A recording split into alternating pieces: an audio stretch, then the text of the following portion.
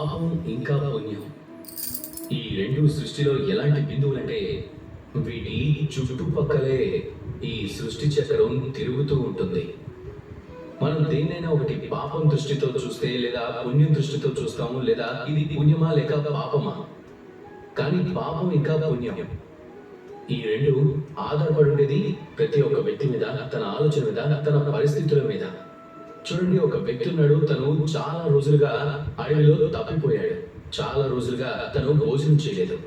ఇక ఎలాంటి పరిస్థితి వచ్చిందంటే ఇప్పుడు ఒకవేళ తన భోజనం ఆరగించుకుంటే ఖచ్చితంగా తను బతికుండకపోవచ్చు. ఇలాంటప్పుడు ఒకవేళ ఏదైనా ప్రాణి తన ముందుకొస్తే దాన్ని సంహరించడం అది తనకు పాపం కాదు. తను ప్రాణాలతో ఉండడానికి కేవలం ఒక ఉపాయం అంతే. ఇది తనకు పుణ్యమే. అదే ఒకవేళ నేను ఇంకొక వ్యక్తి గురించి చెప్పాలి అంటే తను ధనికుడు, తను చాలా సుఖంగా సౌకర్యాలతో సురక్షితమైన జీవితాన్ని గడుపుతున్నాడు. ఇది తను చేసే పాపమే. ఇలాగే సృష్టిలో పాప పుణ్యాల గురించి రకరకాల నియమాలు అనేవి ఉన్నాయి.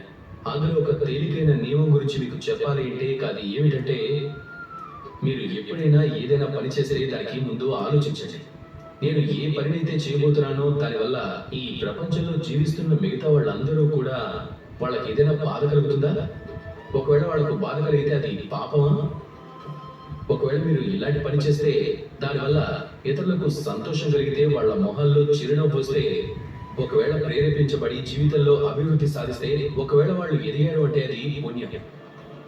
అందుకే జీవితంలో ఎప్పుడూ పుణ్యాలు చేస్తూ వెళ్ళండి. అలాగే నాతో పాటు ప్రేమగా చెప్పండి, రాధా కృష్ణ.